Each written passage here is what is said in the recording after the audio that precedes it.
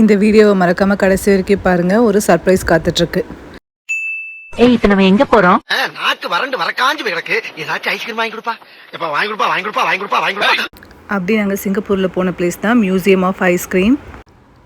உள்ளே போனோடனே ரூல்ஸ்லாம் சொன்னாங்க. ஒன்ஸ் எக்ஸிட் ஆகிட்டோன்னா என்ட்ரி ஆக முடியாதுன்னு. இதுக்குள்ளே நிறைய ப்ளே ஏரியா, அதுக்கப்புறம் ஐஸ்கிரீம் ஸ்டால்ஸ்லாம் இருக்கும். ஏண்டா டேய், எனக்குன்னே வருவீங்களாடா? அப்ப ஜெயிச்சிட்டோம் வாடா, ஜெயிச்சிட்டோம். இந்த மாதிரி ஃபன்னியான கேம்ஸ்லாம் இருக்கும். ரொம்பவே நல்லா இருந்துச்சு. அது இல்லாமல் இங்கே போகிறப்போ ஒரு பிங்க் ட்ரெஸ் வந்து ப்ரிஃபர் பண்ணிக்கோங்க. ஏன்னா ஃபுல்லாகவே பிங்கியாக தான் இருக்கும். ஃபுல்லாக சுற்றி எல்லா வாலுமே பிங்க்கில் தான் வந்து பெயிண்ட் பண்ணியிருப்பாங்க. நீங்கள் கண்டிப்பாக இந்த பிளேஸ்க்கு போனீங்கன்னா நிறைய ஃபோட்டோஸ் வீடியோஸ் எடுக்கலாம். அதுக்கெல்லாம் இந்த பேக்ரவுண்ட் ரொம்பவே ஹெல்ப்ஃபுல்லாக இருக்கும். இங்கே என்ன ஒரு அதிசயம்னா, கிட்ஸ் வந்து ஐஸ்கிரீமே சாப்பிடாம வெறும் ப்ளே மட்டுமே போதுன்ற மாதிரி ப்ளே பண்ணிகிட்டு இருந்தாங்க. அதுக்கப்புறம் நிறைய இந்த மாதிரி ஸ்டால் இல்லாமல் இருக்கும். நம்ம கையில் வந்து டேட்டு போட்டு விடுற மாதிரி அந்த மாதிரி இல்லாமல் ஃபன்னியாக இருந்துச்சு. நிறைய ஃபன் கேம்ஸ்லாமும் இருந்துச்சு.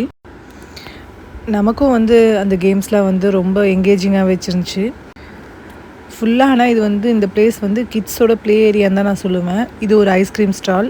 இங்கே நம்ம டிஃப்ரெண்ட் ஃப்ளேவர் ஐஸ்கிரீம் வந்து டேஸ்ட் பண்ணலாம். நாங்கள் வந்து எல்லா ஃப்ளேவர்லேயும் கொஞ்சம் கொஞ்சம் டேஸ்ட் பார்த்தோம். இது எல்லாமே அன்லிமிட்டட் தான். நான் டிக்கெட் ப்ரைஸ் எல்லாமே டிஸ்கிரிப்ஷனில் கொடுத்துருக்கேன். லொக்கேஷன் எல்லாம் நீங்கள் செக் பண்ணிக்கோங்க.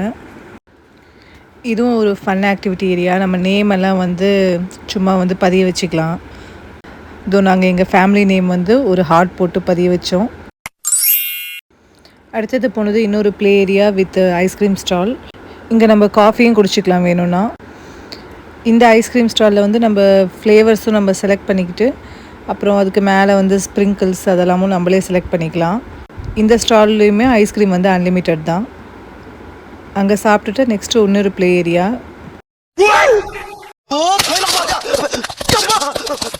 ஏன்டா அப்படி குரங்கு மாதிரி அங்கேயும் இங்கேயும் தவறுங்க பார்த்தாங்கன்னா என்ன நினைப்பாங்க? நெக்ஸ்ட் அந்த போகிற வேலாமே இந்த மாதிரி நிறைய இன்டீரியர் டிசைன் இருக்கும். ரொம்பவே கலர்ஃபுல்லாக அட்ராக்டிவாக இருந்துச்சு.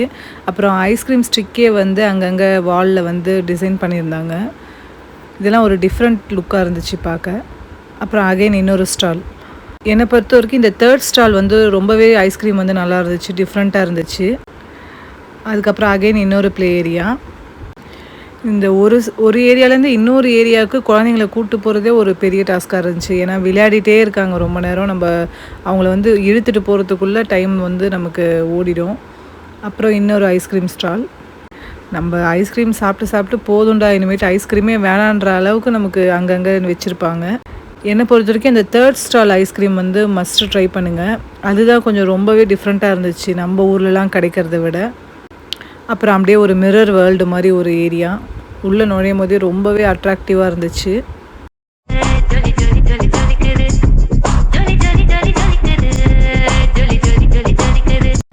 இந்த பிளேஸ் எனக்கு ரொம்பவே பிடிச்சிருந்துச்சு. ஏய், அங்கிருந்த கயிறும் கட்டியா தொங்குது. இங்கே ஃபுல்லாக ஒரு பனானா தீமில் வந்து ரெடி பண்ணியிருந்தாங்க. Yellow and pink banana.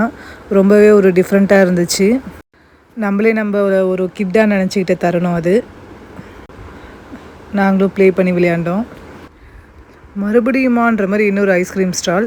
அங்கே வந்து கிட்ஸுக்கு வந்து ஒரு ஆக்டிவிட்டி இருந்துச்சு. நம்ம வந்து ஐஸ்கிரீம் ட்ரக்கு செய்கிற மாதிரி. அப்பாவும் பொண்ணும் வந்து வந்த வேலையை விட்டுட்டு அதை செய்கிறதுல ஆர்வமாயிட்டாங்க.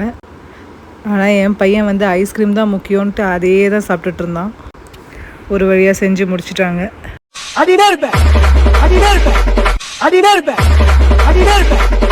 அப்புறம் நான் உங்கள்கிட்ட விளையாட்டா பேசுற புறாடிக்கு நம்பிட்டீங்க. ஐயோ ஐயோ. ஆமாங்க, இது ரொம்பவே காஸ்ட் அதிகம். நான் டிஸ்கிரிப்ஷனில் கொடுத்துருக்கேன். என்ன சொல்ற? என்னடி சொல்ற? பைத்தியமாயவே ரொம்ப நேரம் நல்லா பேசிக்கிட்டாரையா. ஆமாங்க, கொஞ்சம் அப்படியே ரீவைண்ட் பண்ணி பாருங்களேன்.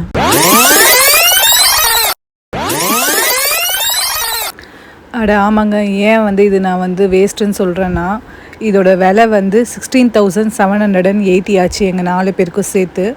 நீங்களே சொல்லுங்கள், அவ்வளோ ஐஸ்கிரீம் நம்ம சாப்பிட முடியுமா? இந்த மாதிரி ப்ளே ஏரியா வந்து நிறைய இருக்குது சிங்கப்பூர்லேயே, விலை கம்மியாகவே. இது வந்து நம்ம இன்ஸ்டாகிராம் அப்புறம் யூடியூப்லலாம் வீடியோ பார்த்ததால் ரொம்ப இந்த பிங்கிஷ் என்விரான்மெண்ட் இதை பார்த்து வந்து நம்ம போய்ட்றோம் நம்பி.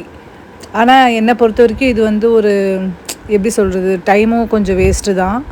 கிட்ஸுக்கு வந்து இதை விட நல்லாவே இன்னும் நிறைய கேம்ஸ் இருக்கிற மாதிரி ஒரு ஏரியாவும் நாங்கள் போனோம். அதுவும் நான் உங்களுக்கு வீடியோ போடுறேன். அதெல்லாம் உண்மையிலேயே வந்து ஒர்த்தாக இருந்துச்சு.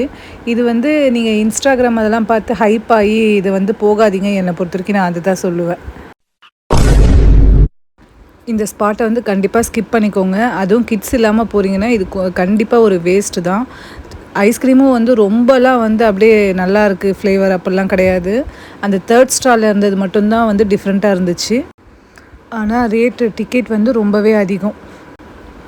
இதுக்கு நிறைய ஸ்பாட் இருக்குது. நம்ம அந்த மாதிரி யூஸ்ஃபுல்லான ஸ்பாட்லாம் இன்னும் வந்து சிங்கப்பூரில் என்ன இருந்துச்சுன்னு நான் போடுறேன். பாய்.